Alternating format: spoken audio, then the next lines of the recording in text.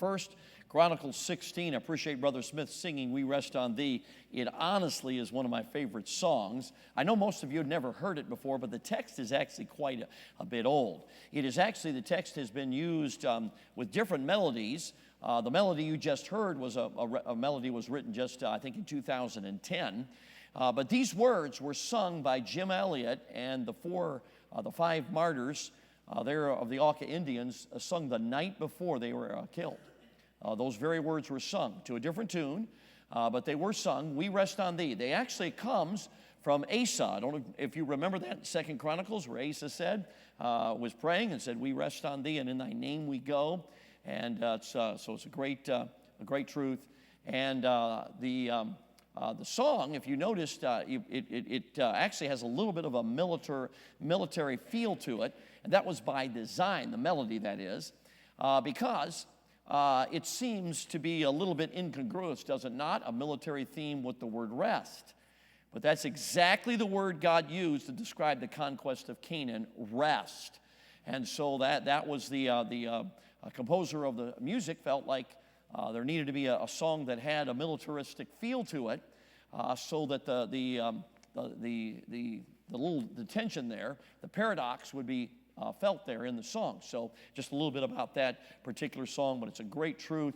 Many times I like that third stanza,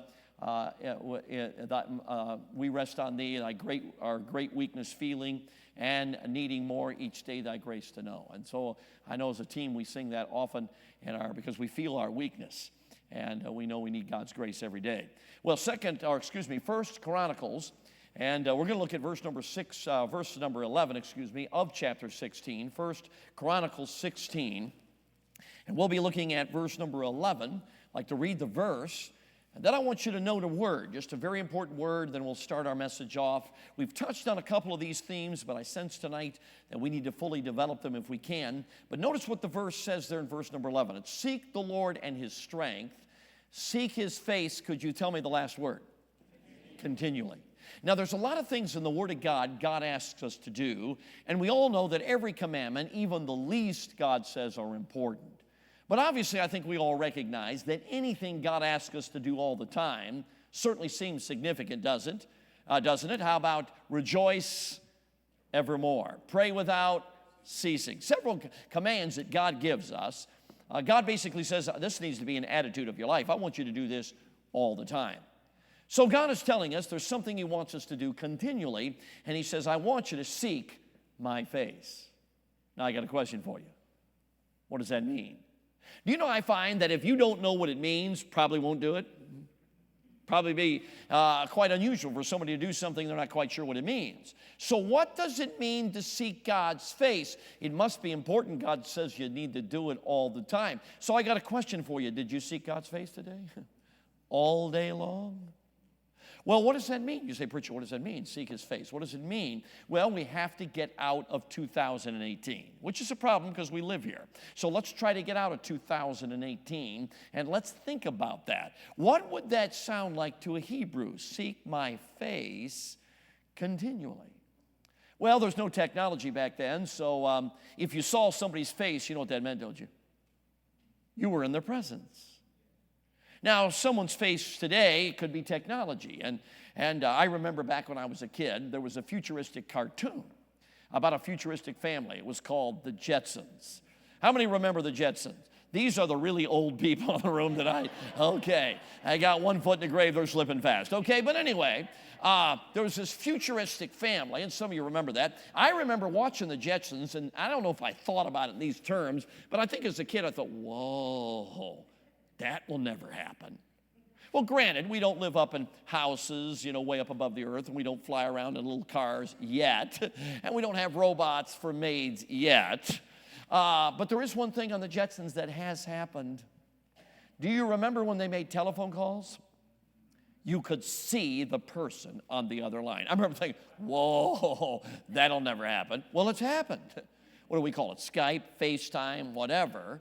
But the truth is, you can do that. I personally don't use the technology much. When my daughters get married and have grandkids, I'm sure I will. But at this point, don't use the technology a whole lot. And but even if I did, There is no substitute for the actual presence of someone you love.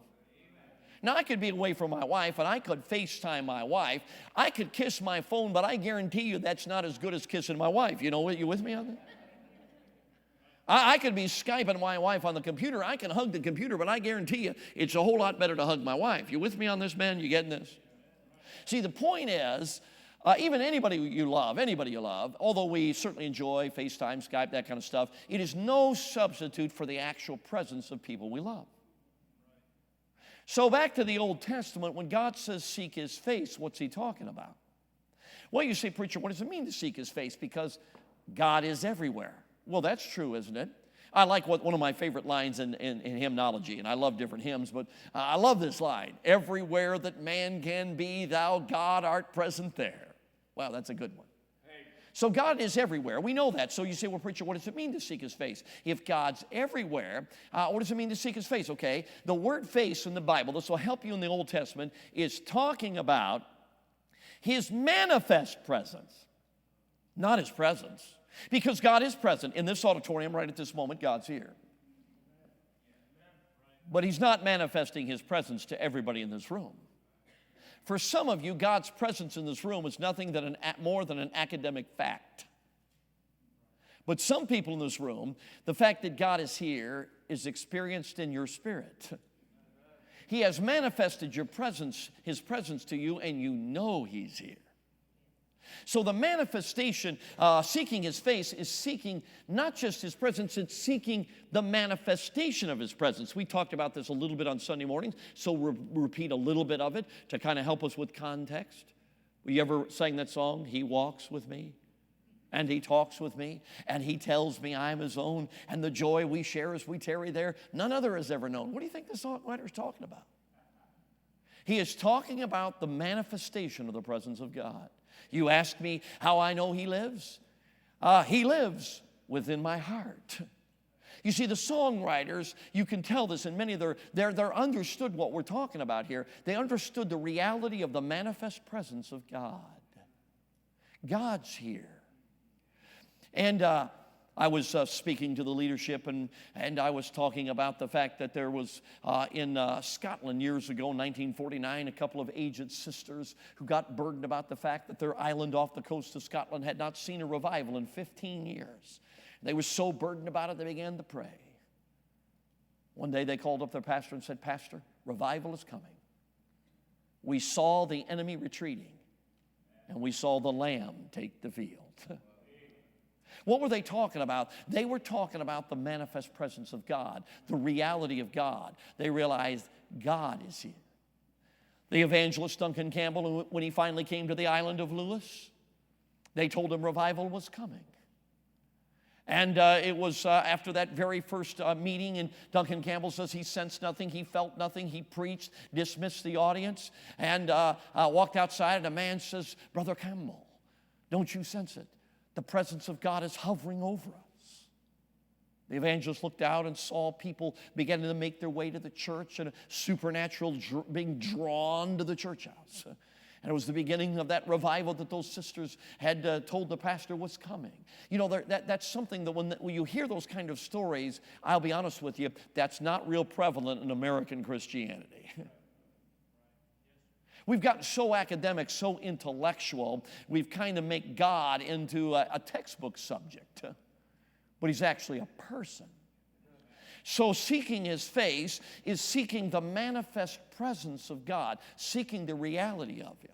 Can't remember which message I was preaching this in, but I mentioned the fact I sat down there at Baptist College of Ministry at a lunch table, and some of the girls, a couple of young ladies were there, and they said, Brother Van Gelderen, we're so glad you sat down. We want to tell you what happened last night. Some of you remember the story I told us, simply bring it up here to kind of, again, help us. And they just said, we started devotions last night at 10:30. All of a sudden, we knew God was there. We're on holy ground. They prayed for 3 hours, from 10:30 to 1:30. Seemed like 10 minutes. When he shows up, time just kind of disappears. One little girl said, Preacher, I felt like if I'd opened my eyes, I would have seen him. Well, friends, they're talking about the manifest presence of God. I remember over the years, several years ago particularly, I remember a young man coming to me, and he was in awe. He said, Brother Van Gelderen, he said, last night I took a walk from the hotel. We were staying in a hotel in between meetings. He said, I took a walk, and he said, I don't know how to explain it. It never happened like this before. All of a sudden, I knew God was here. You know, I always love to hear a story like that because I will tell you, friends, when God shows up, you realize nothing on planet Earth comes even close to the reality of God's presence. It pales in comparison to every other thrill or joy that life has to offer. You ever sung the song, All That Thrills My Soul is Jesus, and wondered, well, I know he's supposed to thrill, but he really doesn't. Well, I'm telling you, that songwriter knew what it was to experience the presence of God and realize, oh, if I have Jesus, I've got everything, because his presence is where fulfillment, satisfaction, and joy is found. Now, why is it in American Christianity we don't talk a lot about this? There's several reasons I could give, but that's really not the point, is to go into the negative. The really point is to go back to the positive, because God says we're supposed to seek his face continually. And I will tell you, friend, if you walk with God and all of a sudden the smile, smile of his presence is gone, you want it back. So understand, seeking his face continually is saying, God, I can't go on without you. God, I've got to have you. God, I don't know where you are, but God, I need you. Now, it's important for us to understand, I've alluded to this, but we need to read again, or just go over it again. The manifest presence of God is not assimilated through the senses. Our world, let's just be honest about this, has gone crazy over the sensory. Our world caters to the sensory. And the more sensory something is, you know, people get intrigued. They're looking for the next experience. And they say that's one of the problems with millennials. They lack loyalty. They're just looking for the next sensory experience. And I think back just to the fact when I was a kid. I remember back when I was a kid, we'd go down, pay a nickel for these wax lips. How many remember the wax lips? Yeah, you're the old people too. Okay, yeah. That was some of the dumbest, blandest candy there ever had to be on planet Earth. That stuff doesn't even exist today. You know, back when I was a kid, they'd have, whatever candy, but now they have like these atomic fireballs. Some of you old people, don't even try them. You won't have any taste buds left. They'll burn them all off. Unbelievable. Some of the Sour Patch candy, you know what I'm talking about? Your just face is all soured up, thinking, this is just crazy. Our world, I'm not saying that's wrong. I'm just saying our world has gone crazy over the sensory. You know, back when I was a kid, they had roller coasters. Now they have roller coasters. Now, what I mean by that is roller coaster technology, they say, has reached a breaking point. They say if they go any farther, people will black out. That's next. Ride this roller coaster and black out. Yeah, it'd be great because the park doesn't, a bunch of people are blacked out not riding rides. Okay, so it's just crazy. I remember as a kid going on a roller coaster, a 16-year-old that went upside down 4 times. We thought that was unbelievable. I drive by that park all the time. It's between Chicago and Milwaukee. I drive by it all the time. I look in there and try to find that roller coaster. It is dwarfed by about 15 million other roller coasters. I think they've moved it to the kiddie ride section. The sensory. All I'm simply saying is our world, and extreme sports. Have you ever watched every time I watch extreme sports, and it's not very often, I think to myself, what an idiot. One slip and you're going to have arthritis the rest of your life.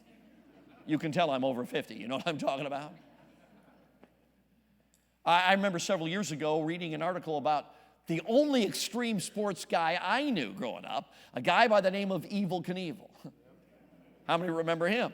Same people raising their hand again, yeah. Same people, unbelievable. Okay, yeah. I remember reading an article about Evel Knievel, and they said that every waking moment he lives in pain. He's broken almost every bone in his body. And the article basically said he's lived for every thrill you can find. I'm talking sinful thrills, alcohol, drugs, moral issues. I mean, he's done it all, every thrill you can imagine. And basically the article said Evel Knievel's still looking for something. Well, I tell you what he's looking for. He's looking for something that will never be fulfilled by the sensory. See? And so this is our world, constantly trying to find something that will fulfill, something will satisfy the next thrill. And anybody of any age has watched this thing just get out of control. And so when many times we talk about the presence of God, if we're not careful, people try to frame it up in the sensory, but you can't. Because you don't see God, or you don't assimilate God with the five senses. The Bible tells us where you meet with God. John 4:24, God is a spirit, and they that worship him must worship him in. That is where you meet God, in the regenerated spirit. Lost people cannot know what we're talking about. Lost people don't get it. I remember several years ago, a great tragedy occurred near our area. It was a family, I think they had 6 young people that were in a minivan. They had 9 kids, 3 of them were in college, 6 were in the minivan. I think they were heading to the college to meet with their 3 siblings that were in the college. And Illinois had a big scandal, ended up the governor went to jail. Of course, that's not unusual. All governors go to jail in Illinois. But anyway, former governors, that is. But anyway, but there was a big scandal, and a piece of metal fell off a truck. They ran over it, it pierced their gas tank, and the entire minivan went up in flames. All 6 young people perished. The mom and dad escaped with badly burned. He was a pastor, and I remember that I'd heard through the grapevine that he was going to be on something like NBC Today, one of those morning shows, can't remember which one it was. And I remember they got on that morning show, and the people were interviewing him, and they were giving very spiritual answers, like, how do you cope with this? How do you go through it? And they were talking about how Jesus can meet your need, how comfort, Do you think those lost people understood what they were talking about? They had no understanding. You can see, no clue. Because we're talking about the regenerated spirit.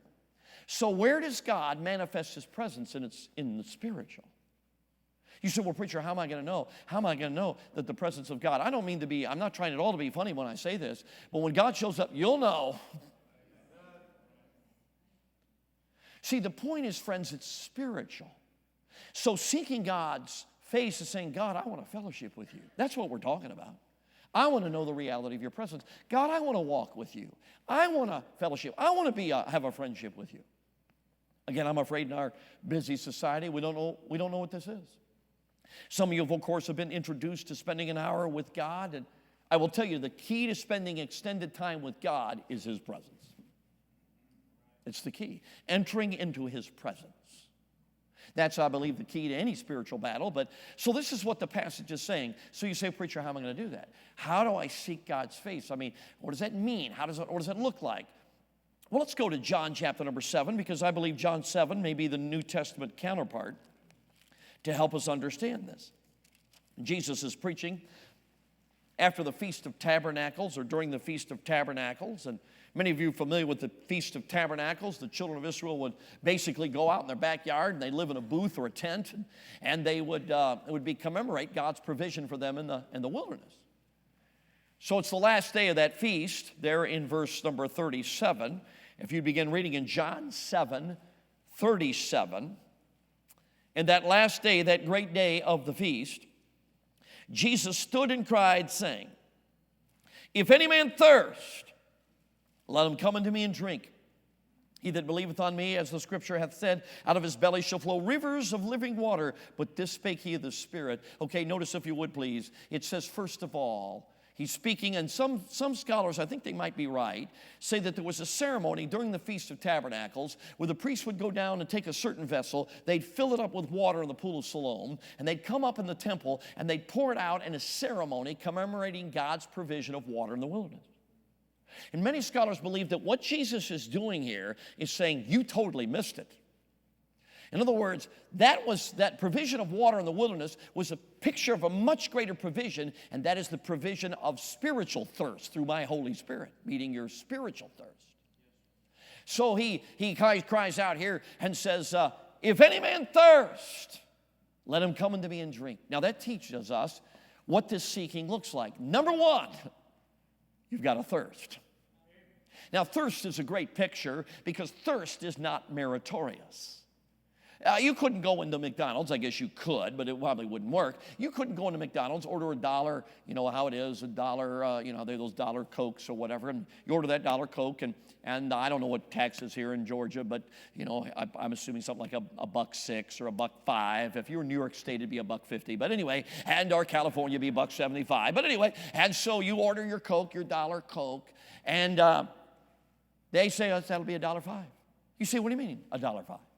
Can't you see I'm dying of thirst? Man, I am so thirsty, I have earned that Coke.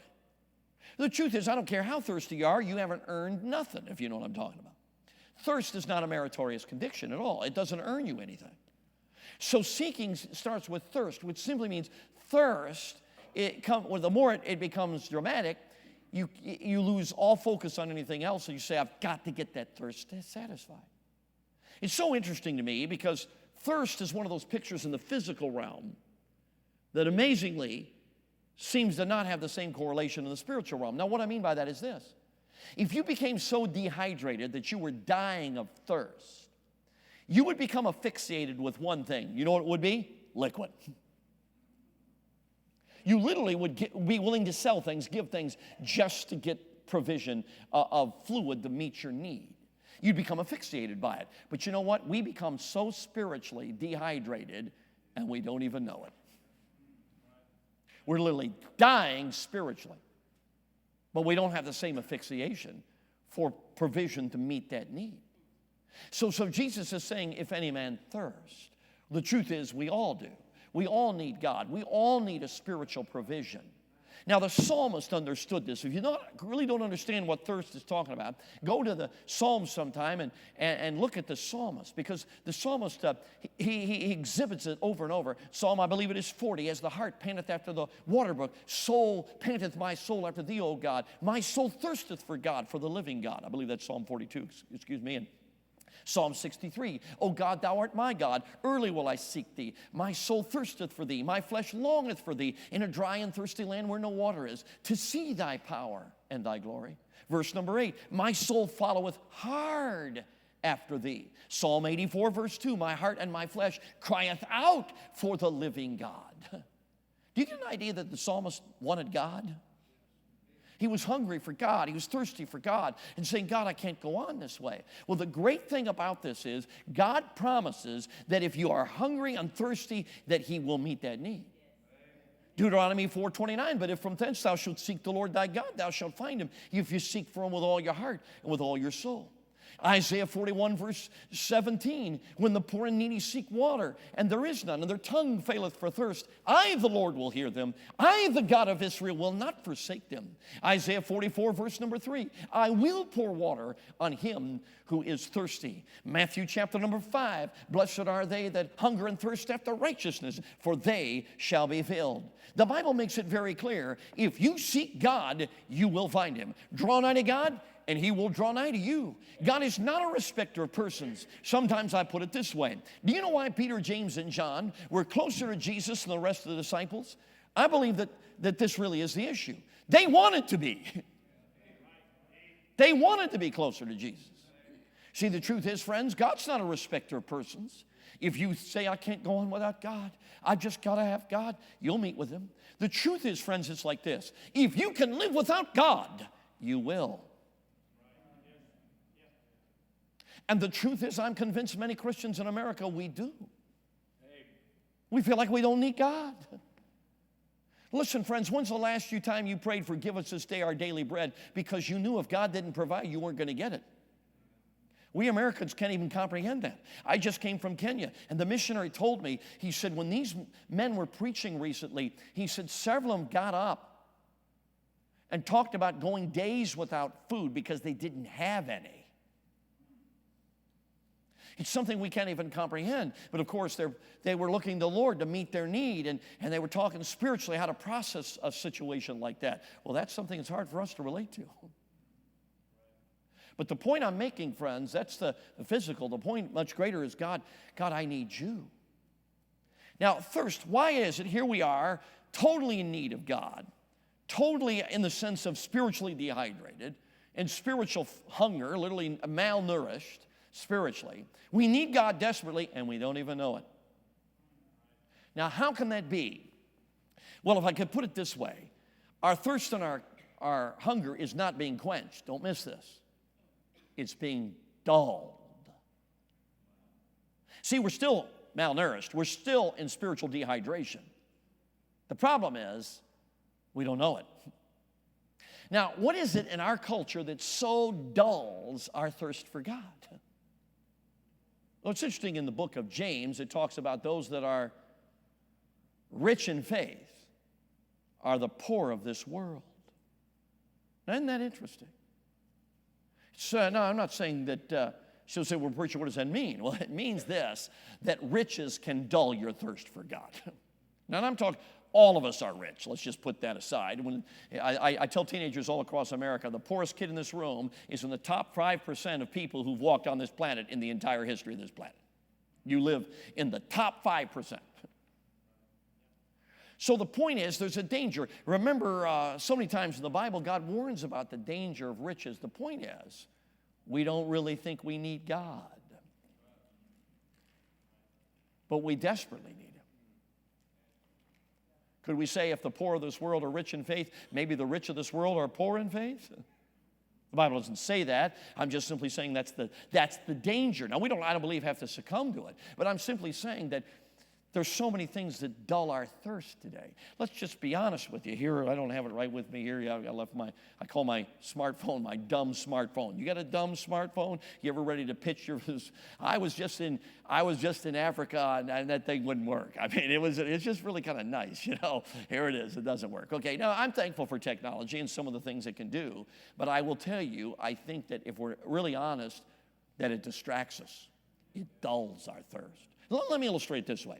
Back in the early days of our ministry, as I traveled with young men, I would tell the young men, okay, no computers, there were no cell phones. This is how long I've been in the ministry. Okay, no computers, no cell phones. And I would tell the young men, our big thing was now, when you go home during the week, I don't want you watching television at all.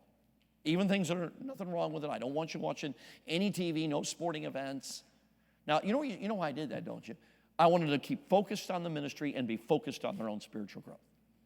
And I was worried about those things distracting them. They're young men, etc. And those young men, from time to time, I'd have testimonies like I just mentioned. Brother Van Gelderen, I was spending some time with God, and all of a sudden God was there. Then I began to notice about 20 years ago, 20 years ago, technology became prevalent. Everybody had their own laptop. Then smartphones came along right thereafter. It used to be when there was spare time, which in our ministry, Brother Pastor Ingram would tell you, it doesn't come along that often, but when there was spare time, guys would go spend time with God.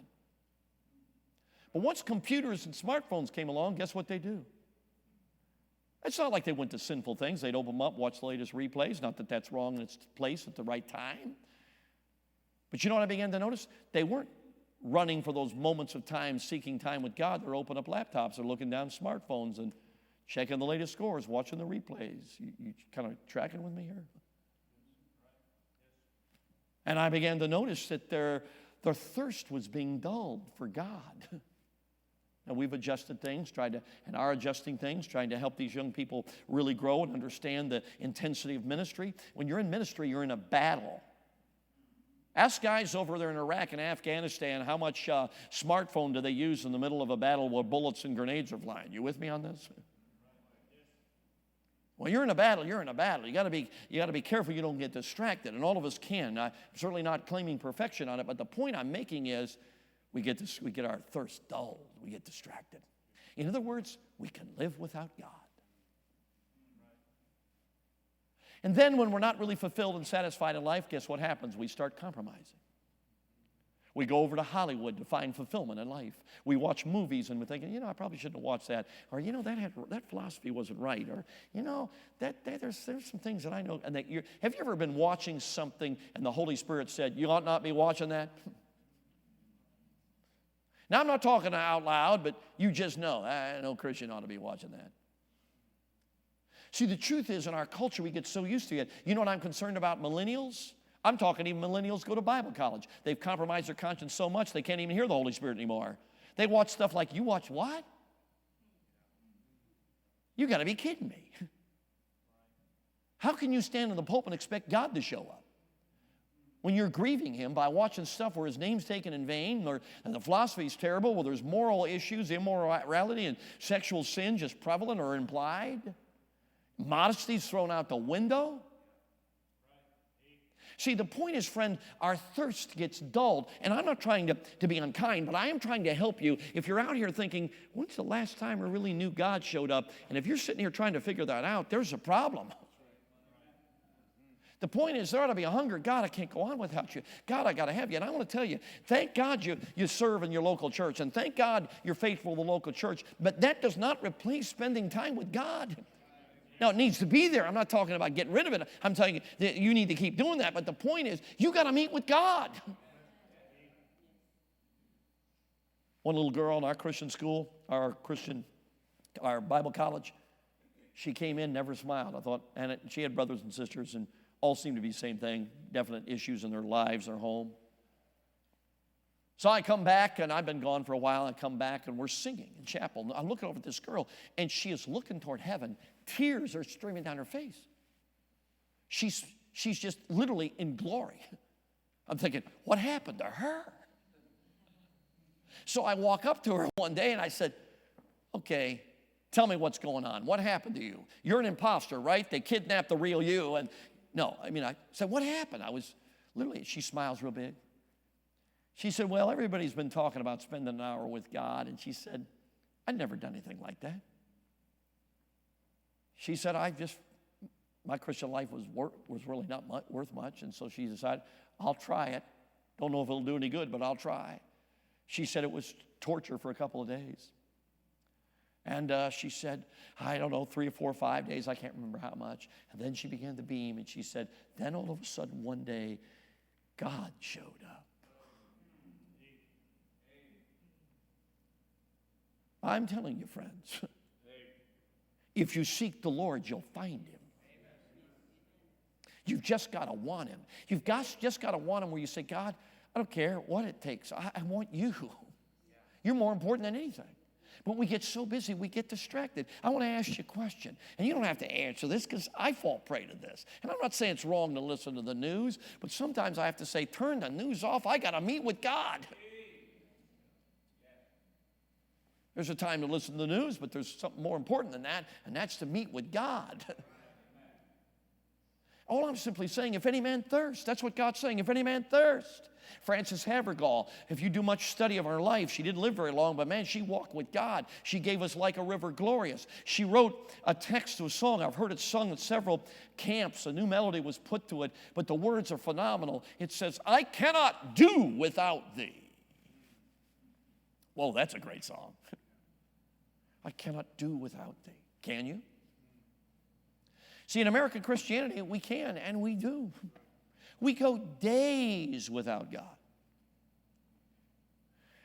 I remember when my brother, my pastor, began to get very burdened about spending extended time with God, and he began to challenge people to spend an hour with God. And he basically said this, probably very few of you have an hour laying around you have nothing to do in it. He said, so what you're going to have to do is prioritize. And you're going to have to push away things that are less important to clear extended time with God. And in many cases, it is recreational technology.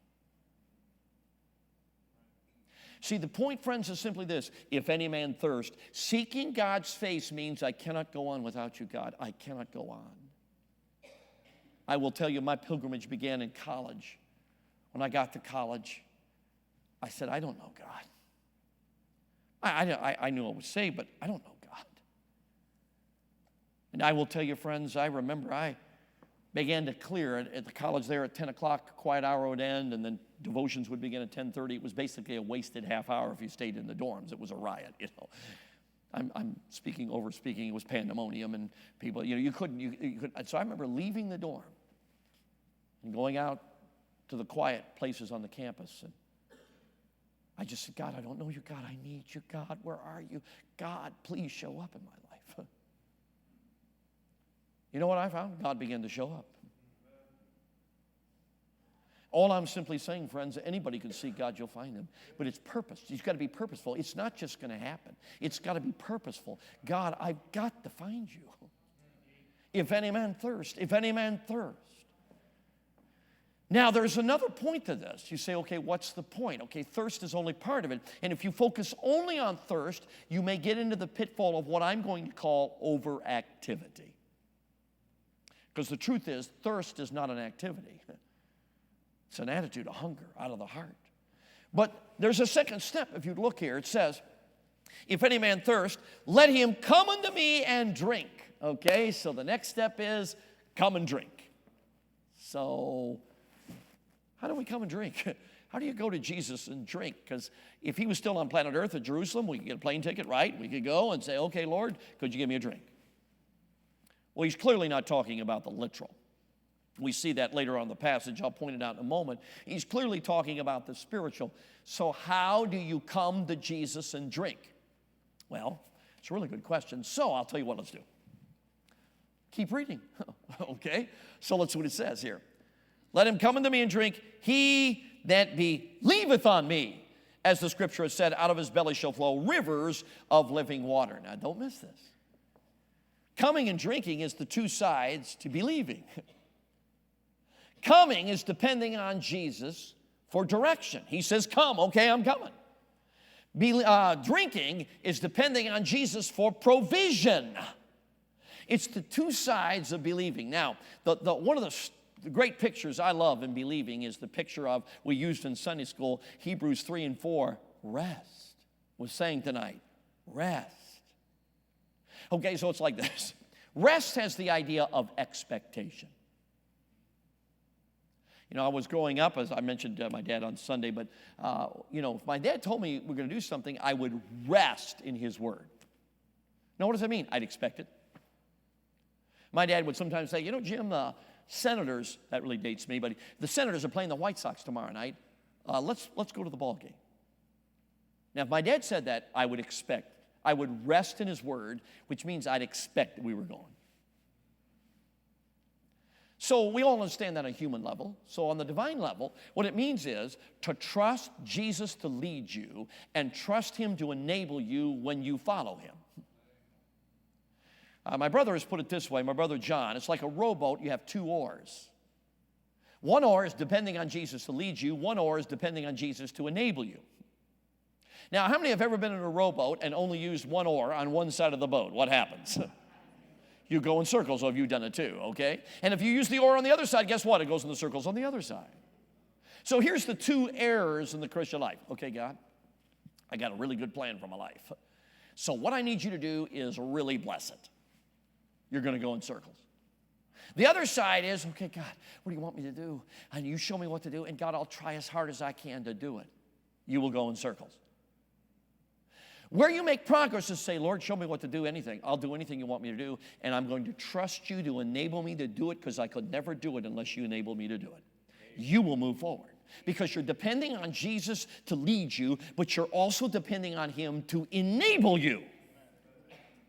So the idea is you thirst for Jesus, but you also rest in his direction and provision.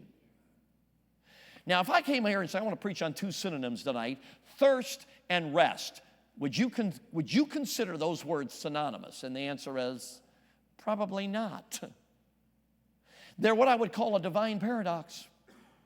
The Christian that moves forward is I can't go on with God. God, I got to have God, but I'm expecting him to lead me. I'm expecting him to show up in my life, and I am expecting him to enable me to do his will. Thirst and rest. Now, here's what I find. If you focus only on rest, your danger is going to be passivity or inactivity. You focus only on thirst, you're going to potentially get into overactivity. There's a little ropes course at a camp near our home called Camp Joy, and on the ropes course, you're way up. Of course, you have all the harness on, but there's a rope that you're walking on, and they have a guide rope over and a guide rope over here. And so you're walking like this. Guess what happens if you let go of one of those ropes? You will fall off on that other side.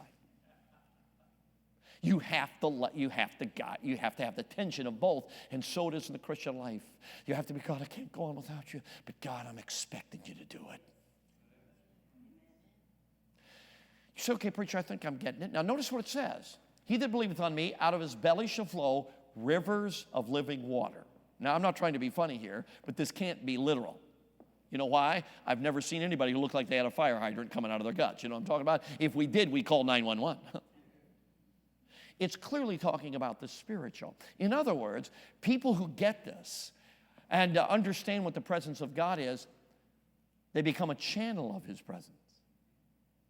I remember as a little boy, when we go to Grandma's house, you walked into the presence of God. And when you're a little boy and you're really not a spiritual kid, you don't want to be around God. And I almost put it synonymous as my grandmother. And she wasn't obviously God, but she so walked with God. And you know what Grandma would do? She'd grab us, not literally. She'd say, Jimmy, come over here. Oh, you're thinking this is terrible. This is terrible. Why me? She'd sit down. She'd open her Bible. She'd talk about how precious Jesus was. She'd ask you questions that would pierce your soul. And I remember looking back, you want to do everything you could to get away from Grandma. Now, I loved my grandma. But I knew God was real. I knew He was real. It was like my grandmother knew all my problems. You know what I'm talking about? But I understand. She was a channel of rivers of living water. You just sensed the presence of God. She just loved Jesus. She just pray. She'd clap her hands. My dad said when he was a little boy, hurricanes would hit Miami. People were scared to death. My grandmother would be going, winds howling, shutters are clanging, and my grandmother's going around the house clapping her hands and said, isn't God great? He's scaring all these lost people. Now, you tell me, friend, there's no way you can do that unless you know the God who created that hurricane. She knew God. She wasn't worried about that hurricane. She knew the one who sent it. You see, friends, all I'm talking about says, you got to thirst, but you got to rest. I mean, literally, God, show me what to do. I'm going to believe you're going to do it. God, enable me to do it. I'm going to get out of the boat, trust you. I believe you're going to do it. Now, let me give just in conclusion maybe an illustration that helps us understand this. We talked a little bit there in Sunday school about the rivers of living water being a channel of the presence of the Lord Jesus. What a privilege.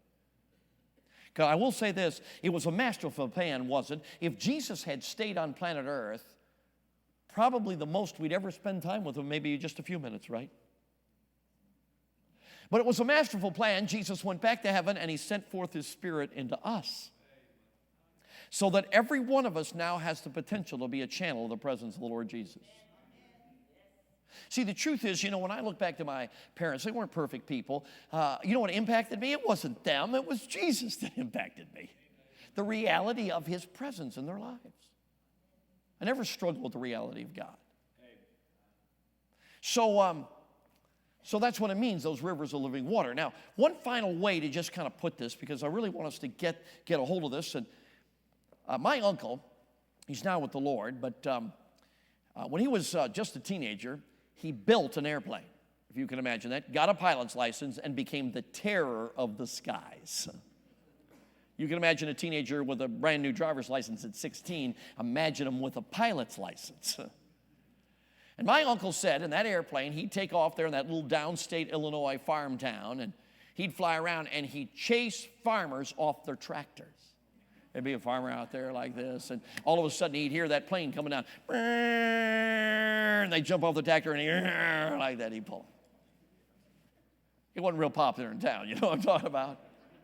He'd fly under bridges, if you can imagine that, like that, right under a bridge. My uncle said it was a miracle I lived out of my teenage years, and that really is true. He began to lead singing. He's one of the few song leaders I've ever known who could not carry a tune. I am telling you, he could not sing a tune. If you heard him sing, it was not the tune. One of the best evangelistic song leaders. He was discovered by several evangelists. Probably the most famous was Dr. Bill Rice. He would farm during the day, and then he'd get in his plane in his 20s and into, I think, early 30s. He'd get in his plane, and he would fly to a revival meeting, lead singing, and then the morning light, he'd fly back, and he'd farm. They called him the flying farmer. That was what he was known as. We've got bills, revival bills that said, so-and-so the preacher and the flying farmer is leading the singing. And so anyway, he after a while, he learned, I need to get my instrument rating. Because the only way he knew who to fly was by the seat of his pants. So if there was fog, he'd have to immediately land, or clouds, he'd have to immediately land, because he didn't know how to fly the plane by the instruments. He just flew by the seat of his pants, and he loved it.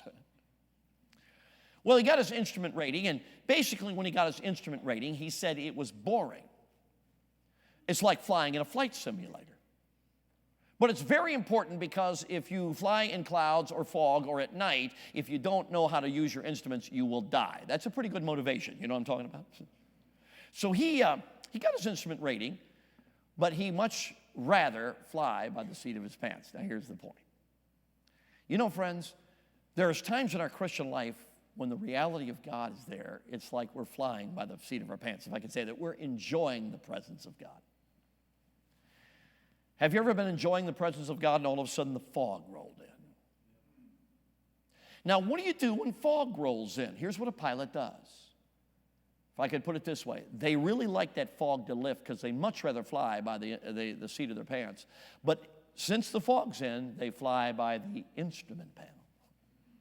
Now, friends, I'm going to simply say, as we go throughout life, there'll be times we're enjoying the presence of God. All of a sudden, the fog seems to roll in. Now, here's what I believe we ought to do. God, lift that fog. I need your presence. God, I can't go on without you. But God, I'm going to rest in the instrument panel. I'm going to trust you to lead me and trust you to enable me, even though right now I can't see anything. But Lord, I'd sure like that fog to lift. I need your presence. But God, I'm going to run by the instrument panel. You with me, friend? Now, why does God allow fog to roll in? Well, I believe there's one reason is we begin to depend upon our experience instead of depending upon this. Sometimes I believe he puts the fog in to get us back to the instrument panel. Another a reason I believe that sometimes God allows the fog to come in is because we begin to take his presence for granted. I remember as a little boy going to the Durango, Colorado airport with my parents. I remember seeing those airplanes and I was just captivated. I mean, huge airplanes, 8-seaters, 10-seaters, just huge airplanes. The biggest airplanes I'd ever seen up to that point in my life. And I remember coming up the glass, and my nose, of course, I'm just looking at those airplanes, and I forgot all about where my parents were. And you know how it is when you're 4 years old. In the back of your mind, you know that all security in life wraps around one person, and that's Mama. If Mama's there, everything's okay. And so I remember just looking at those airplanes, and then all of a sudden it hit me. Where's Mama? You know, when you're 4 years old, you in the back of your mind, you just wonder if your mom's trying to ditch you anyway since you're such a brat. You know what I'm talking about? And you don't want her to be successful. So you get this panic in your heart. I remember getting this panic. Where's my mother? I forgot I could care less about those airplanes, and it distracted me for those moments. And I remember looking over the waiting room.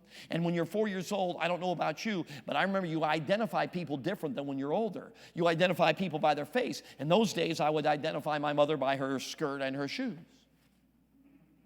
I saw a pair of legs that were absolutely certain were my mother's. And brother, I took a beeline off of those legs. It was chariots of fire. I'm talking, I was going full blast right toward those legs. I remember wrapping my arm around those legs, looking up, but it wasn't my mother. That was terrible. And then my mother saw what happened and came over laughing the entire time. She laughed about an hour. She kept just holding her, laughing about it. I didn't think it was funny, but anyway. But you know what? I took her presence for granted. All of a sudden I realized, where's Mama? All I'm simply saying, friends, is what God wants us to do. Saying, God, I can't go on without you. I need your face, but God, in the meantime, I'm going to rest in the instrument panel. I'm going to seek you. And God, I'm dependent on you to lead me, and I'm dependent on you to enable me to do what you want me to do, and I'm going to trust you to enable me. But, oh, God, I sure like that fog to lift. But, God, in the meantime, I'm holding on to this. But, God, I'm expecting you to do it. You're going to do it. You with me, friends? Seek his face continually.